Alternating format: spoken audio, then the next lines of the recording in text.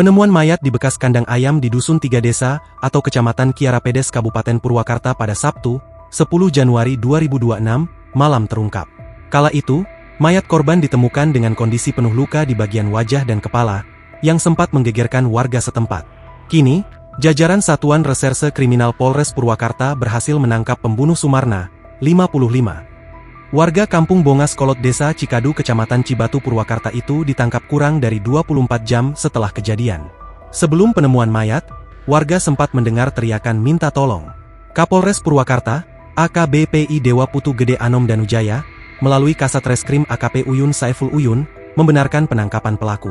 Alhamdulillah, pelaku sudah berhasil kami ringkus, dalam kurun waktu kurang dari 24 jam, kata Kasat Reskrim AKP Uyun Saiful Uyun, saat dihubungi Kompas.com, Minggu, 11 Januari 2026, malam.